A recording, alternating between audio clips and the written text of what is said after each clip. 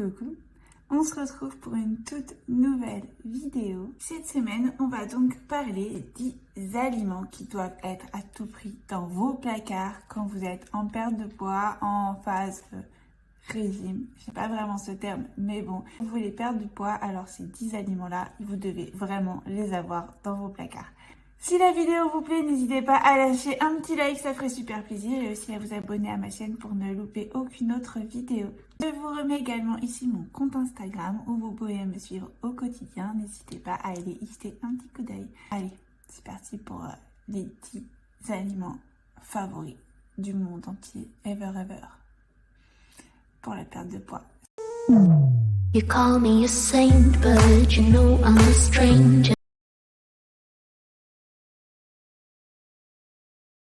Le top, le number one de tous les number one des aliments qu'il faut vraiment avoir dans ses placards quand on veut perdre du poids, c'est le konjac. Alors, c'est pas vraiment connu, le konjac, c'est une racine qui vient d'Asie et on la trouve sous plusieurs formes et notamment ma préférée que je vais vous montrer tout de suite. Je vais tirer l'envers. Sous forme de nouilles. On les trouve sous forme de pâtes, on les trouve sous forme de riz. Je les achète dans une petite boutique asiatique. Ici, c'est Paris Store. Donc, je ne sais pas si vous avez Paris Store près de chez vous. Ça s'achète pour 1 € le sachet. Un sachet contient environ 160 grammes de spaghettis. Il faut les faire cuire juste 3 minutes dans l'eau. Donc, c'est hyper rapide. Il faut juste bien les rincer puisqu'elles sont un peu dans un liquide. Dans un sachet avec du liquide dedans, donc bien les rincer avant de les consommer et 3 minutes de cuisson et c'est prêt. En termes de texture, c'est un peu visqueux, vraiment comme des nouilles, et en termes de goût, ça n'a pas de goût, ça a vraiment un goût très neutre, donc il va falloir penser à venir bien assaisonner les spaghettis et ça va prendre le goût de l'assaisonnement que vous allez mettre avec, donc tous les épices que vous voulez, de la viande hachée, de la sauce tomate, ça passe nickel. Donc ça va remplacer notamment les spaghettis et pour vous dire, dans un paquet comme ça de 160 grammes, il y a exactement 36 calories. C'est rien du tout, 36 calories. On va venir économiser des calories, on va venir économiser des glucides pour d'autres repas de la journée. L'avantage des konjac, au-delà des calories et des glucides économisés, c'est une racine qui est rassasiante puisqu'elle a la capacité en fait d'absorber jusqu'à 100 fois son poids en volume. Et également, c'est une racine qui contient énormément de fibres et de bonnes fibres. Donc, tout pour être au top du rassasiement. Par contre, fais attention, si tu n'as pas vraiment l'habitude d'en consommer, commence par en consommer un tout petit peu. N'en consomme pas tous les jours et à tous les repas, puisque ça a des effets, effectivement, de laxatif si tu en consommes à trop grosse dose. Donc, peut-être commence par 2 à 3 fois par semaine, déjà, ce sera déjà pas mal. Si tu veux une recette avec ces konjac-là, je te remets dans la barre de description, juste en dessous, le lien vers mon site de recettes où j'ai déjà mis une recette avec les pâtes de konjac.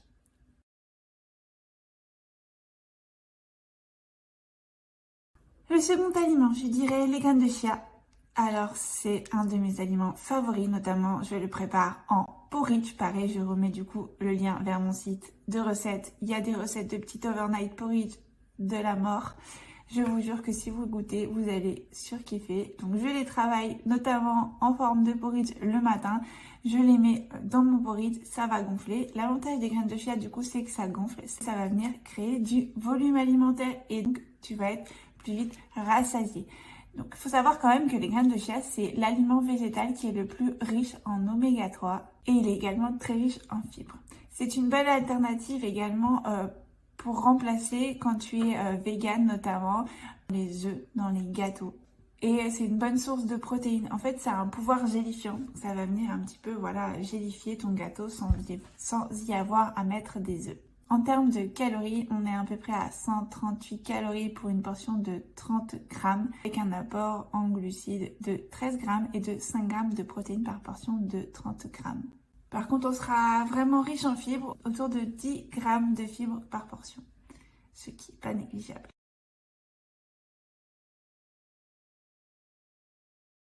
Le numéro 3, pour moi, mon indispensable, c'est les blancs d'œufs. Donc les blancs d'œufs, ça se présente sous forme de bouteilles comme ça. Ils achètent dans des magasins spécialisés pour la vente de produits sportifs. Voilà, là c'est une bouteille de 1 litre, 1 kg. Ouais, donc 1 litre. Donc il faut savoir qu'un blanc d'œuf, c'est 30 grammes de blanc d'œuf. Là, on économise aussi notamment des calories et notamment des lipides dus au jaune d'œuf. Là, dans le blanc d'œuf, on a vraiment que les protéines de l'œuf. C'est le côté vraiment positif.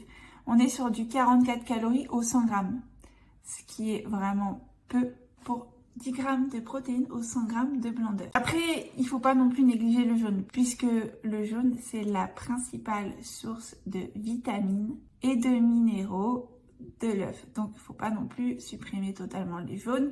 Moi, je l'utilise vraiment en complément. Par exemple, je vais faire une omelette, je vais mettre un œuf entier et 100 grammes de blanc d'œuf, ce qui me fera une omelette très riche en protéines.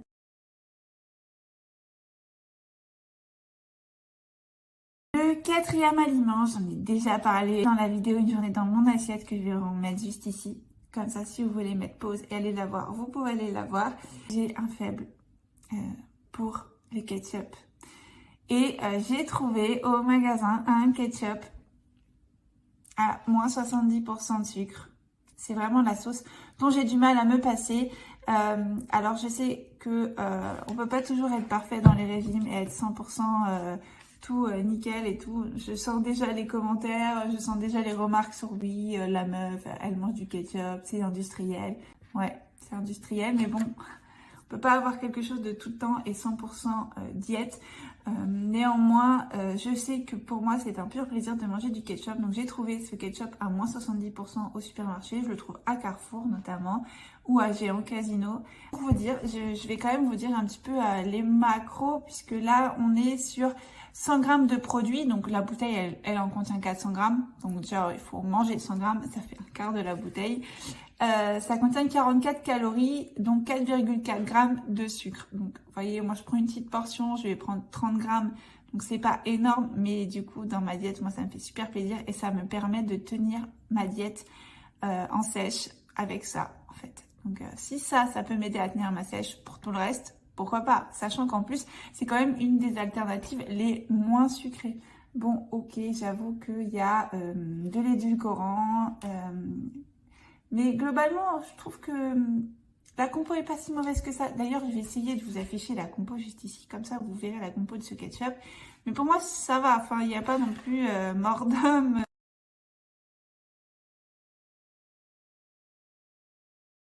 Mon cinquième aliment, dont je ne me passe plus, mais même maintenant, aujourd'hui, que je ne suis plus en perte de poids, j'en mange vraiment quotidiennement, c'est les flocons d'avoine. Les flocons d'avoine, pour moi, c'est indispensable dans l'intégralité de mes préparations, notamment mes préparations sucrées pour mon overnight porridge, pour mes pancakes du matin.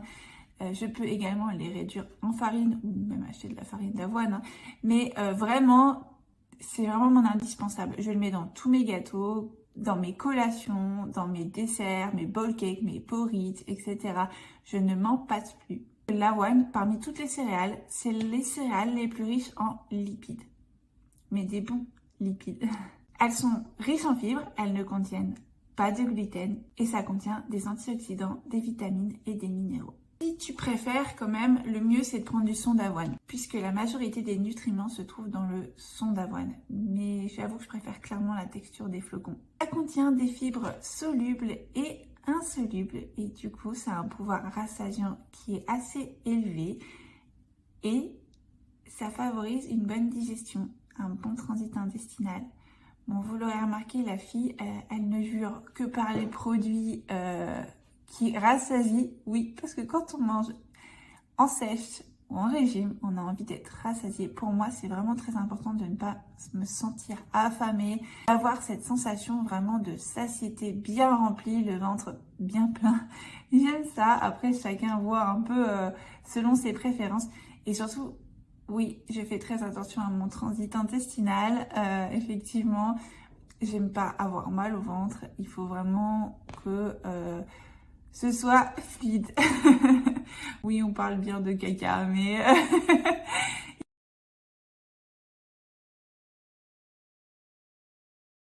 Mon sixième aliment, c'est la farine de lupin. C'est vraiment ma farine préférée. C'est les légumineuses les plus riches en protéines. Elles contiennent 40% de protéines. Ça ne contient pas de gluten et c'est très riche en fibres. En termes de farine, on est à peu près équivalent à une farine blanche. On est à 360 calories. Cependant, on est quand même à 40 grammes de protéines au 100 grammes, ce qui est juste énorme. C'est vraiment la farine la plus riche en protéines. Et en termes de glucides, nous sommes qu'à 9 grammes. Donc vous voyez vraiment cette farine, c'est une pépite parce qu'elle est riche en protéines, faible en glucides, modérément en lipides, autour des 12 grammes au 100 grammes. Donc vraiment, elle est juste sublime. Alors pour vous dire, la farine de lupin, c'est un petit goût de noisette. C'est une farine un peu jaune, comme ça. Donc tout le monde n'aime pas vraiment.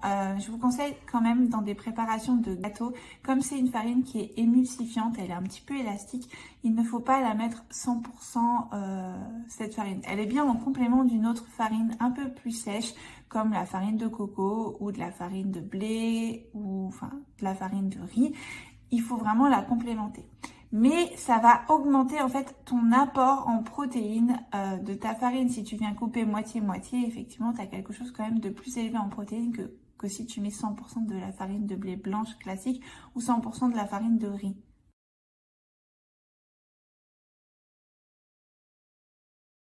Le 7e aliment dont je ne me passe plus même encore aujourd'hui, c'est la patate douce. Je suis vraiment team patate douce. D'ailleurs, dites-moi dans les commentaires si vous êtes team patate douce à chair jaune ou type patate douce à chair blanche, parce que moi je suis vraiment clairement team patate douce à chair blanche. Elle a un petit goût de châtaigne et de noisette.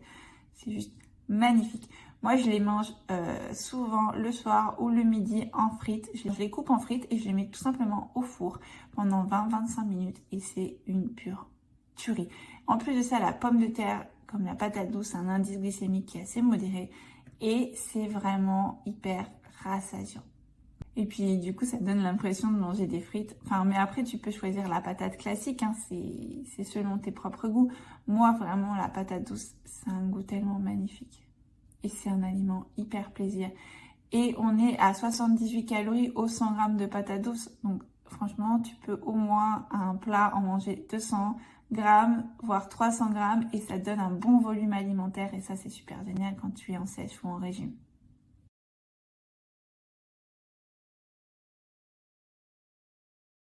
Le 8e aliment, c'est le psyllium, les téguments c'est dur. Le tégument de psyllium blond. Comment ça se présente? Ça se présente comme ça. C'est une genre de petite poudre comme ça. Donc le tégument, c'est l'enveloppe de la graine de psyllium. C'est riche en fibres et c'est riche en mucilage. Ça a la capacité de gonfler au contact de l'eau ou de liquide et ça prend jusqu'à 8 fois son volume d'eau ou de liquide en poids. Donc un peu comme les graines de chia, ça a la capacité vraiment de gonfler et donc c'est un petit peu gélatineux. Donc c'est très très riche en fibres, c'est même quasi que des fibres. Donc ça a un effet vraiment coupe-faim. Je le mets dans ma préparation de pancakes le matin, dans mes gâteaux. On conseille d'en consommer à peu près 10 grammes par jour avec de l'eau. Et quand tu consommes du psyllium blond, il faut penser à bien s'hydrater pour effectivement ne pas être constipé. Donc tu prends 10 grammes de psyllium à couper en 3 fois dans la journée si possible et ça vient en fait vraiment protéger tes parois intestinales et ça t'aide à avoir un super bon transit. Ça donne aussi de la densité. Ça donne de la densité. Mes pancakes, depuis que je mets ce produit dedans, sont bien plus épais, bien plus moelleux, bien plus compacts aussi. Donc vraiment ça m'apporte densité et rassasiement, donc ça c'est vraiment pas négligeable pour pas de calories quasi et c'est vraiment que des fibres.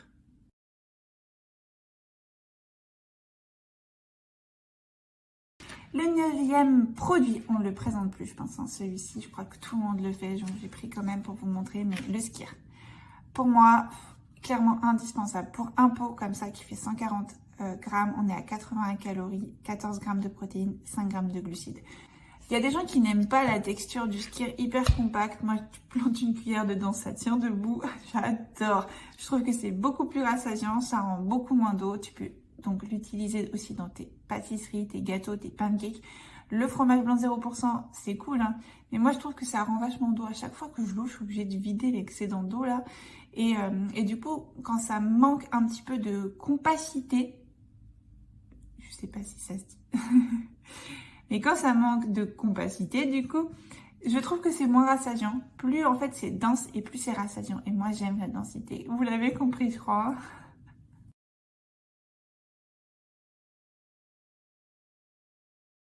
Et le dernier aliment pour moi, qui est un aliment plaisir que je vais utiliser notamment en topping pour mes petits déjeuners ou mes collations sucrées, c'est le pibitou. Le pibitou, ça se présente comme ça. Donc c'est de la poudre de cacahuètes. Et en fait, je viens en mettre une petite portion, généralement une cuillère à café qui équivaut à 10-13 grammes, que je vais venir avec de l'eau complémentée et je vais touiller et ça va faire une petite pâte assez liquide. Et en fait, ça va venir remplacer le beurre de cacahuète. Moi, je suis une adepte du beurre de cacahuète, mais quand tu es en sèche, quand tu sais qu'une petite cuillère à café de beurre de cacahuète, c'est tout de suite 90 calories. Tu sais que avec ça, tu vas pouvoir avoir plusieurs cuillères à soupe, puisque tu vas mettre une cuillère à soupe de produit et de l'eau. Donc, tu vas avoir une petite pâte liquide. Ça va te faire vachement de quantité par rapport à une cuillère à café de peanut butter classique. Et une cuillère à café de donc 13 grammes de ce produit, c'est 60 calories. Pour 13 grammes, on sera à 1,5 g de fat, on sera à 5 grammes de carbs et 6 grammes de protéines. Ça en topping sur les pancakes le matin ou sur l'overnight porridge, etc. C'est vraiment trop bon. Et voilà, c'est important d'avoir des petites choses gourmandes aussi dans ta diète quand tu es en sèche ou en régime parce que sinon tu tiens pas. Clairement, tu tiens pas. Donc il faut que tu trouves des petites alternatives un peu moins riches en calories, mais tout aussi bonnes et qui vont te donner tout autant de plaisir. Et voilà, c'est la fin de cette vidéo. Donc ça, c'est mon top 10 des aliments favoris qu'il faut avoir dans son placard en régime ou en perte de poids. Mais pas que, hein, parce que je continue à les avoir dans mon placard alors que je ne suis plus en perte de poids. Parce que je les aime, ces produits, tout simplement. Et c'est des produits qui sont rentrés naturellement dans mon quotidien. J'espère que cette vidéo vous a plu. N'oubliez pas du coup de lâcher votre petit like et de vous abonner à la chaîne. On se retrouve la semaine prochaine pour une toute nouvelle vidéo, plus fit et plus gourmand. Ciao!